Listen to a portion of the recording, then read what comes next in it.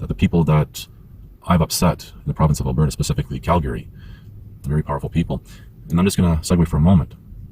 And I filed this with the courts. I've stated this on record with the courts, that if anything should happen to me, I named, obviously there's a lot of other people that I've upset by sharing the truth. And people don't realize that my efforts, continuing my efforts, compromises my safety and well-being. It's real. This is not a movie. This is not a script.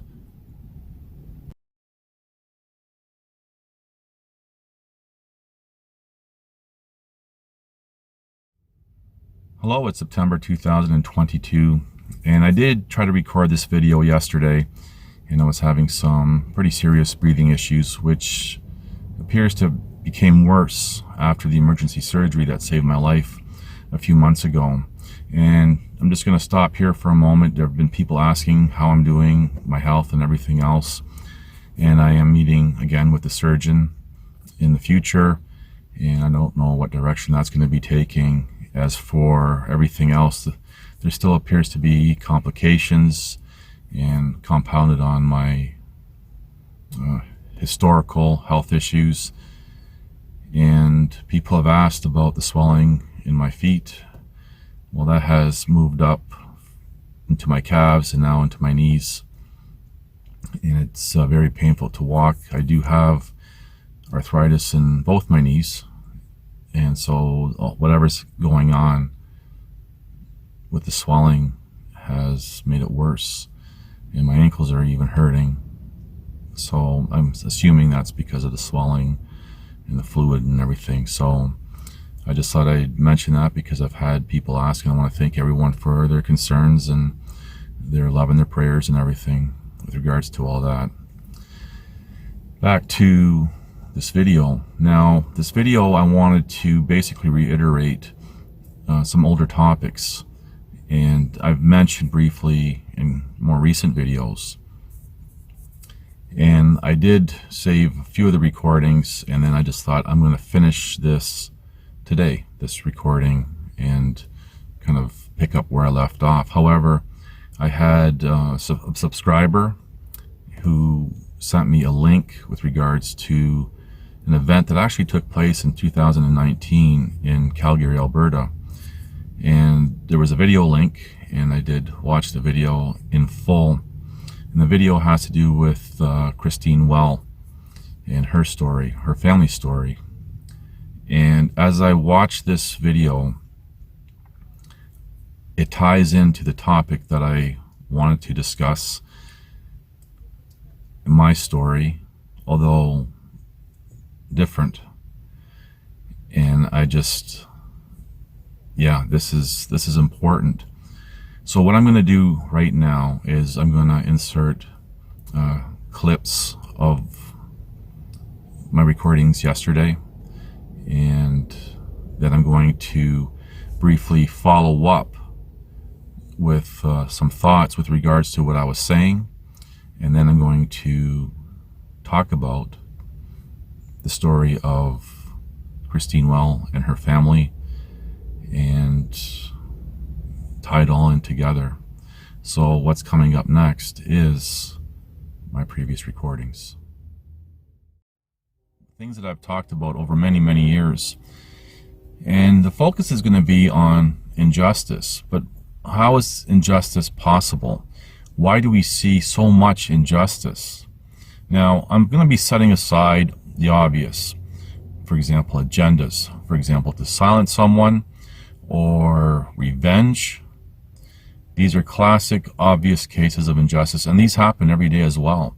And sometimes, most of the time, they play a big role in the tangent that I'm going to be talking about regarding injustice.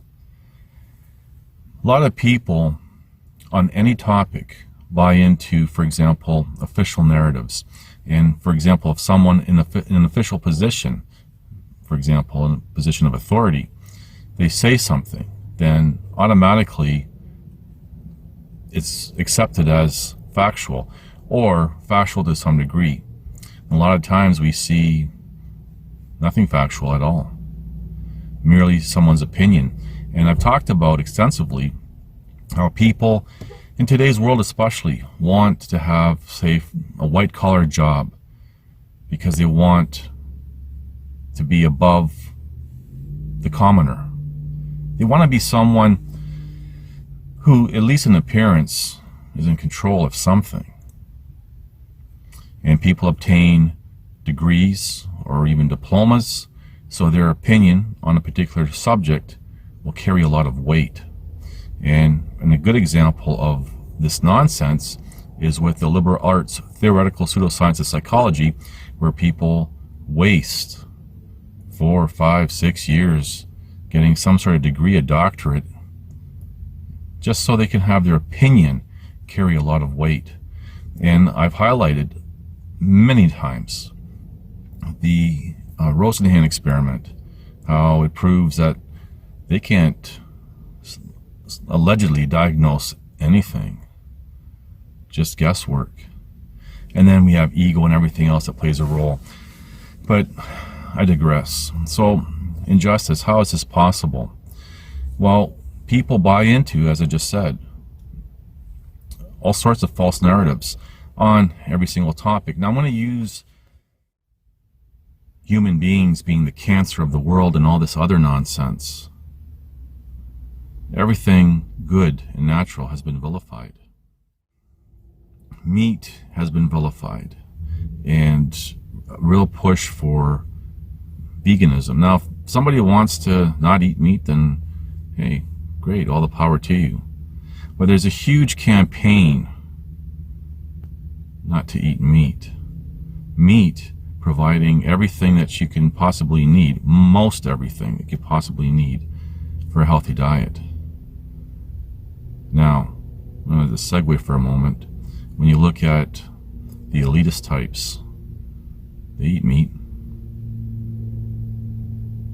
The commoner are being told not to eat meat. And now we can get into a tangent that a lot of people think is just nonsense and conspiracy theories and everything else. And I'm not going to go, can't eat it. And they have a real big push for it. And they make up a whole bunch of lies, false narratives to support why not to eat meat. And this carries on with every single topic. Everything in this world. And it's not just meat that has been vilified. Now, before I go off on this tangent, we see, for example, in religions, some religions don't eat meat. Now, I'm not saying anything about religions that don't eat meat, and I'm not saying anything about people who want to not eat meat. That's on them. But really, the point here is they've used religion as well as politics and fear-mongering to push the commoner not to eat meat, not to eat healthy. And I've not too long ago calling the human species as a cancer to the world. And we see this with the whole nonsense with global warming, global cooling, global something or other. Guess what? The weather changes. Climate changes on its own. And to further that, even secular scholars say we are missing anywhere from 200 to 1,000 years of history. So we don't even know history, let alone know the history of temperatures or anything else. We just don't know. And even now is in question. Just look at the world today. But people buy in to false narratives, especially when it comes from authority types. It happens to the best of us. And that's where, for example, independent evidence plays a role. And if you have that to fall back onto, to remind yourself, remind others what the truth is, what the facts are. And things get skewed in time. So we see a real big push from the elitist types and people in various positions of authority, and that includes not only a job title, but even people who get degrees in something.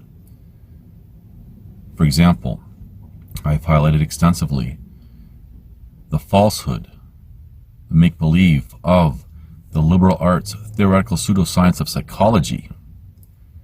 And I've used, for example, the Rosenhan experiment.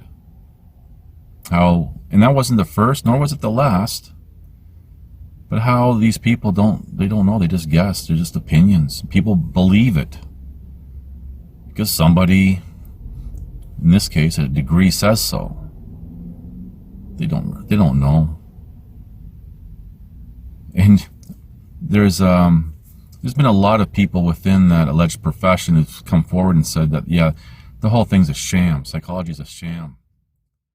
So to pick up my thoughts on these recordings, I've discussed how people blindly assume that what someone, for example, in a position of authority, which includes people having a degree even,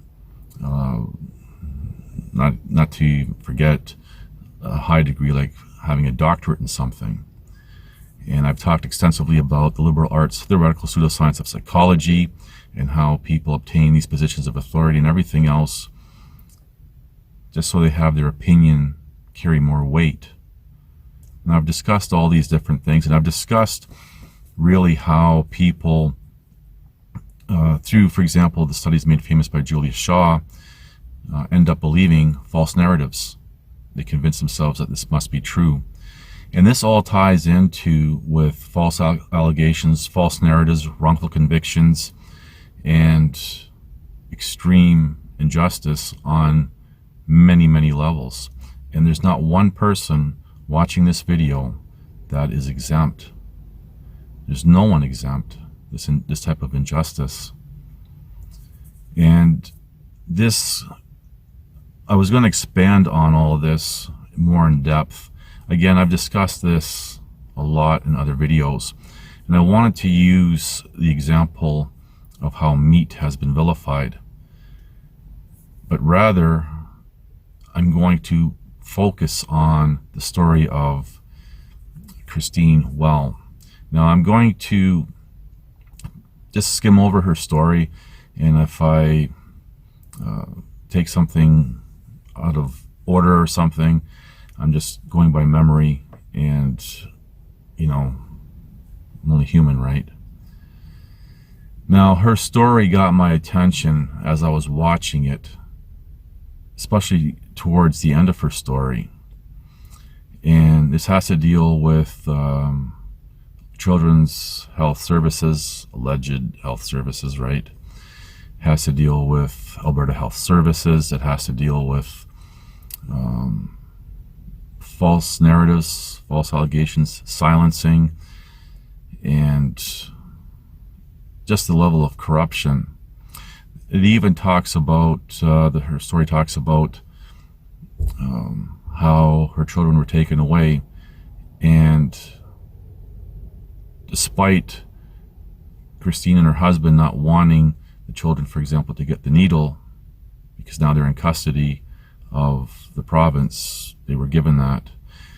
And there's even a part of the story that involves the liberal arts theoretical pseudoscience of psychology. And it's like Hollywood couldn't write her story better. And I've said the same thing about myself with my story. And I've said I'm not the only person, for example, trying to whistleblow, expose first-hand knowledge of things. And her story also has to deal with a parallel, different, but a parallel to how my story began. So I'm just going to get right into it.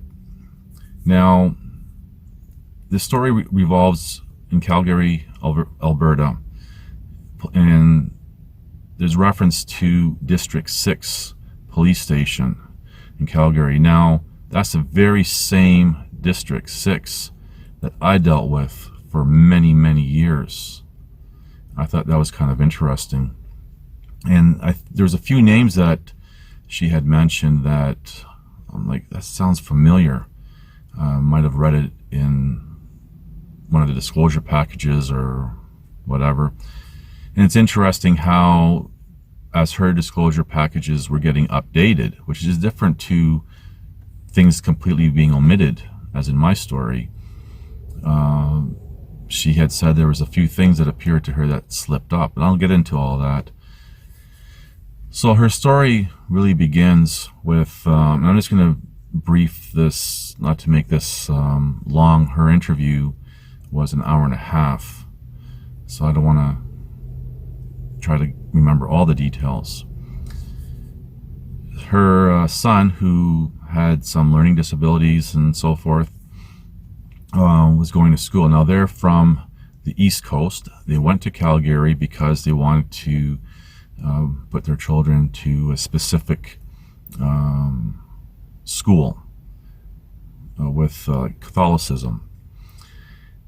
And I guess their son was, they have a daughter as well, was really excited and everything else, but then he changed, apparently. And she ended up uncovering that the principal of the school was sexually abusing her son in public school, at the public school level. And not only that, but the son ended up getting some bad case of a sexually transmitted disease, apparently like really severe, that it caused a serious illness. And so she did what most people would do, is, hey, you know, started to say to authority types, this is what's happening. Long story short with this part is they said, oh, there's nothing to it, and closed the case. Interesting. The parallel with my story is the sexual abuse, trafficking of these vulnerable women in a non-profit mental health organization, which Alberta Health Services was sponsoring 60%. So after that, her life started to, or her family's life started to go sideways really fast, really bad. She pulled her children out of school. And I guess her plan was to move back out to their province of origin, you know, on the East Coast. And that's what they were wanting to do. And then they had a knock on the door, police raid. They took the kids in handcuffs. The story just gets really super crazy. And I'm just going to interject something that I remembered. I don't want to forget later on in one of the disclosure packages that she received, that the daughter, they had written, I don't know who wrote this, but they said that the daughter is a prospect. Okay. They had taken their children and split them up. So one went to Okotoks, another one went, I think, Strathmore. Opposite directions, north and south of the city of Calgary. And the torment that they put this family through is insane.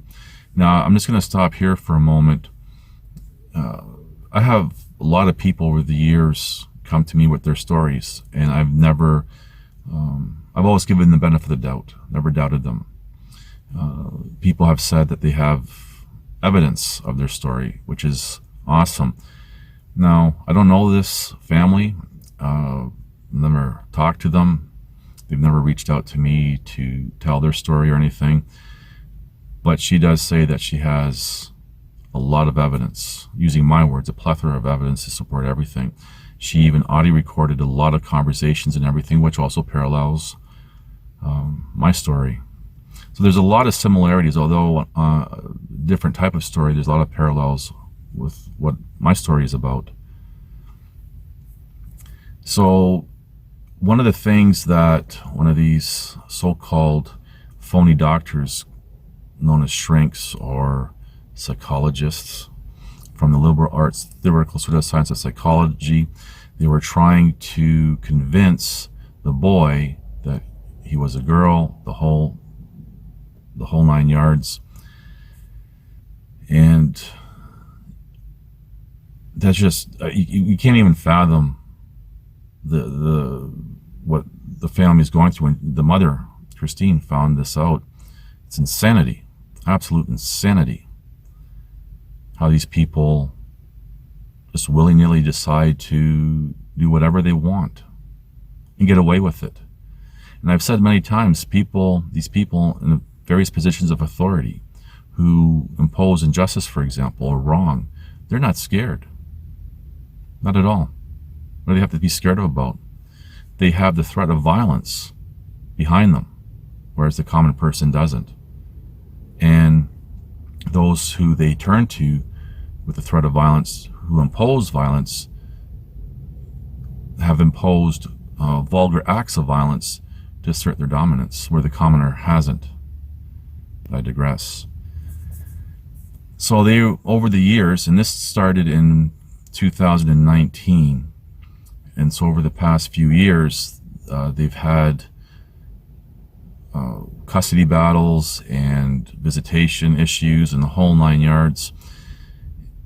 And it's insanity how their story unfolded.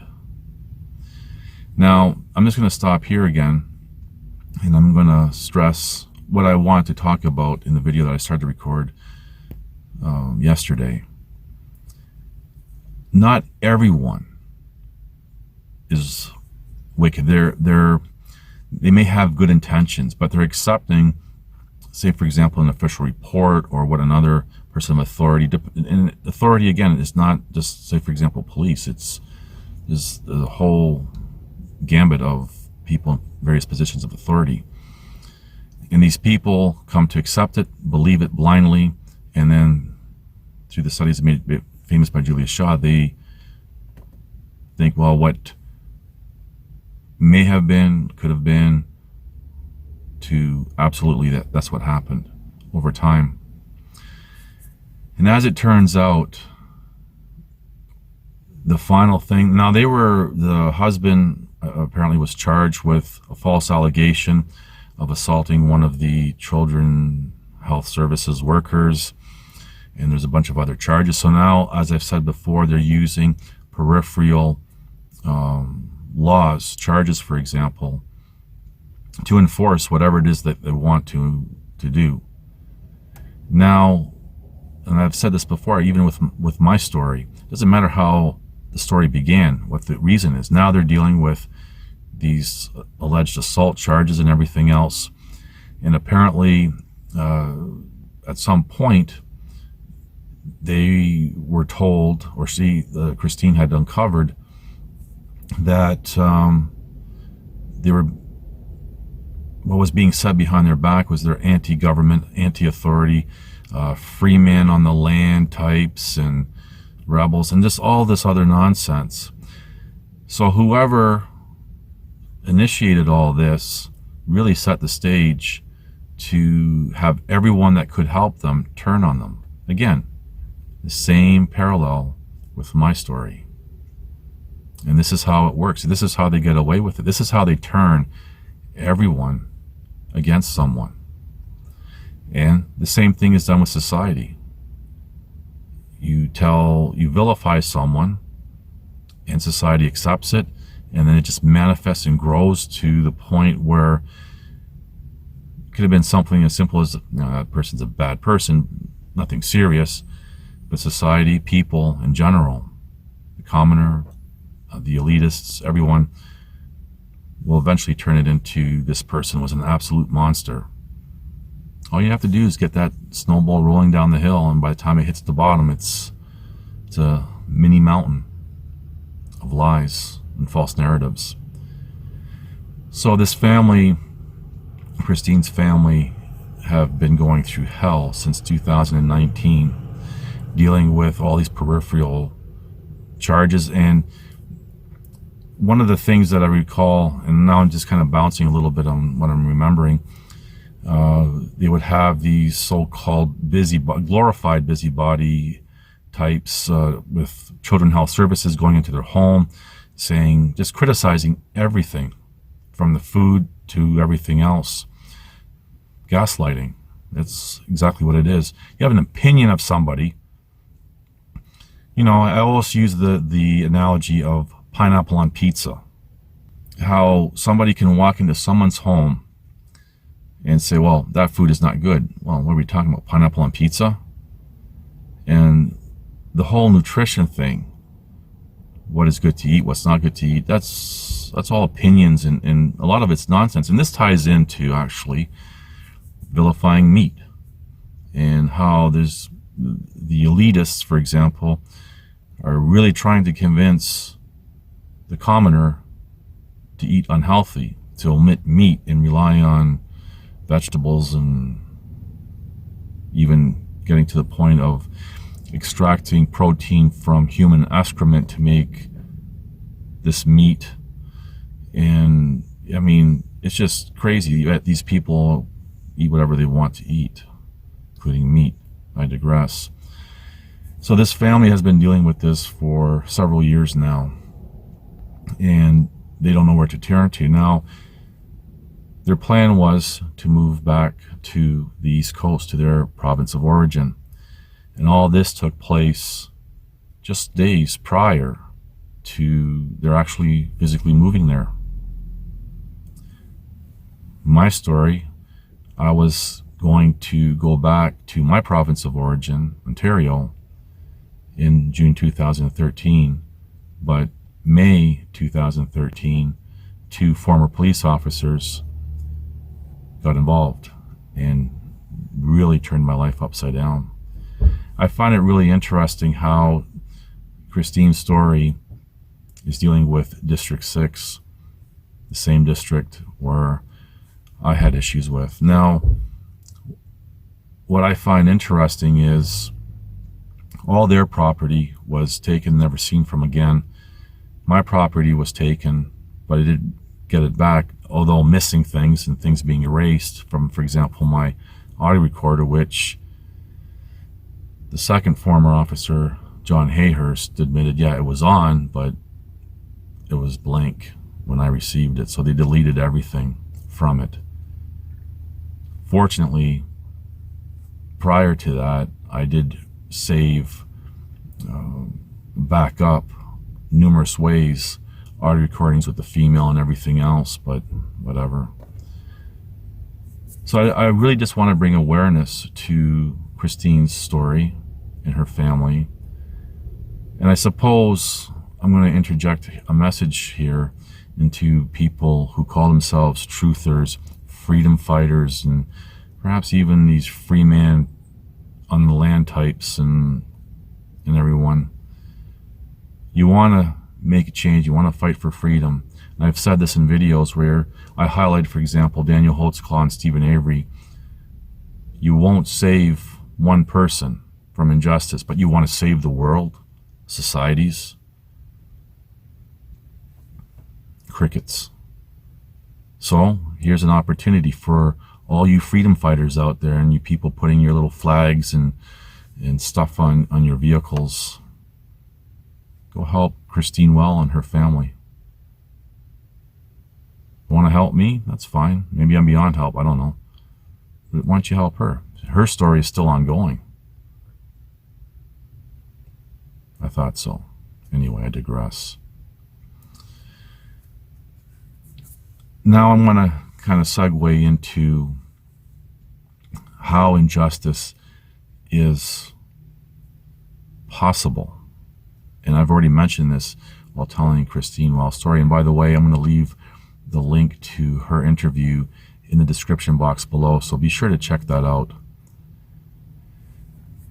People accept whatever they're told as truth without even vetting the information themselves, based on assumptions. When I look at my story, all the different things that were being said to me behind my back, like, for example, when I uncovered, well, I didn't uncover it myself, it was given to me, but when it was made known to me, that was being said behind my back by some idiot profiler giving his BS opinion, that I mimic, that's the key word, that I mimic a pedophile grooming a child. Not that I was a pedophile grooming a child or anything like that, but I mimic. And I've stressed this before, talking about this, what I this very thing. What are people reading that report going to remember? Pedophile, grooming. That's what's going to really stand out, not the mimic part. And there was no underage person involved at all in any of this. There's videos that I talk about all this, but behind the scenes, this is the type of things that they say, because other people reading it in a report saying this is an official report, and they accept it. Just like they, for example, accept that meat, not everyone obviously, but meat is bad. And a whole bunch of other nonsense. Just look at the past couple of years anyway. This is why there's so much injustice every day. Now, Christine Wells' story, she's not the only one experiencing or will experience this type of thing with her children. This is kind of an ongoing thing.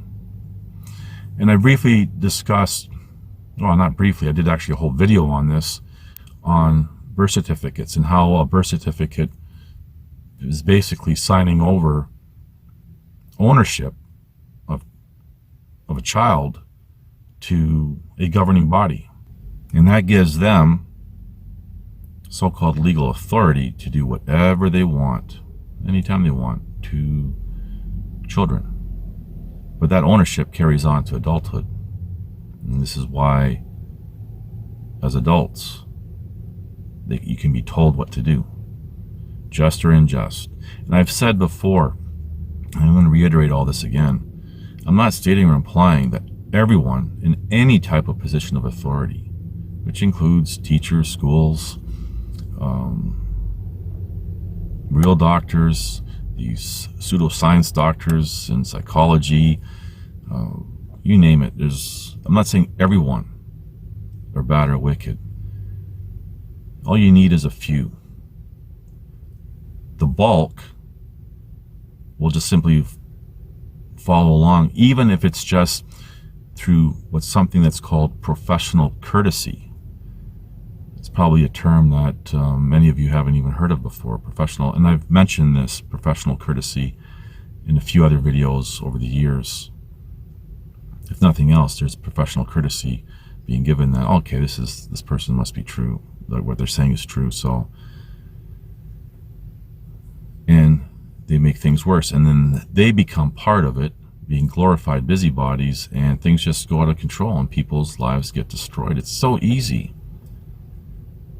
Now, whoever was behind her story when she tried to expose the sexual abuse of this principal, who's no longer a principal at that school, somehow it got leaked out and it got spun around, and whoever was behind it are very powerful. Very powerful. And I've said before that, and other people have said, that the people that I've upset in the province of Alberta, specifically Calgary, are very powerful people. And I'm just going to segue for a moment. And I filed this with the courts. I've stated this on record with the courts, that if anything should happen to me, I named Douglas Merchant, former senior counsel for the city of Calgary. If anything should happen to me, I'm not stating or implying he'd be doing it alone.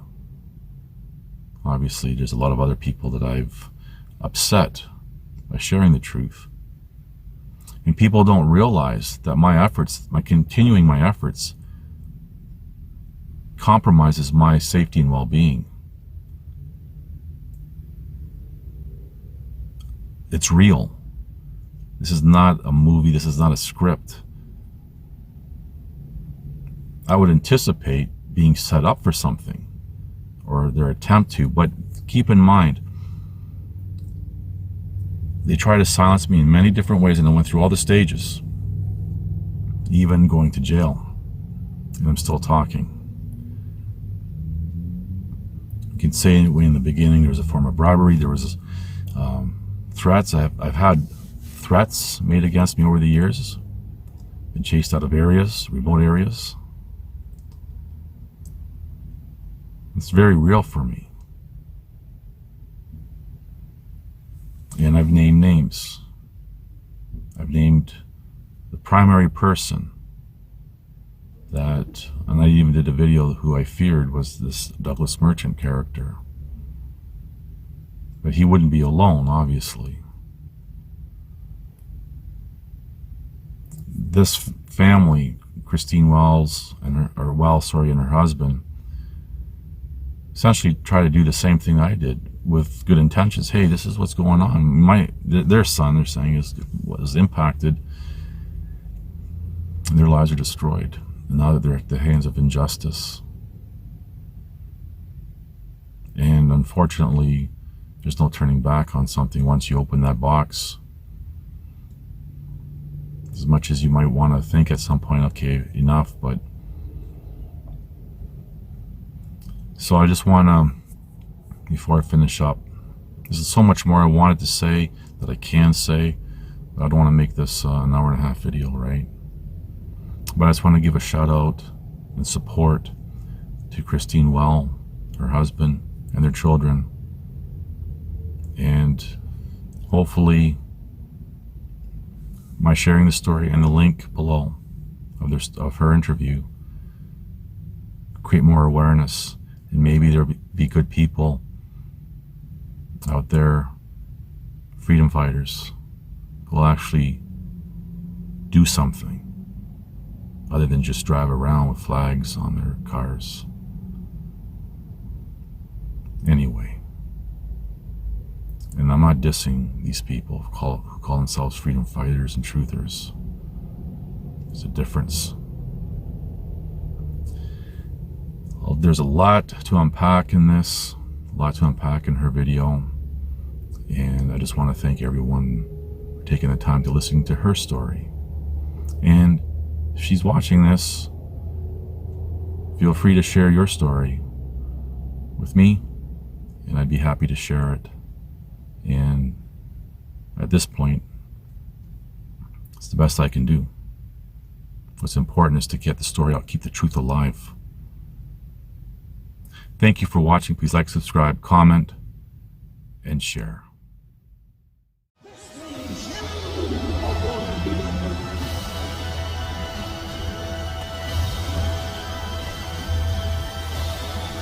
Listen to this and write it down if you can't remember it. You're never going to outgrow warfare.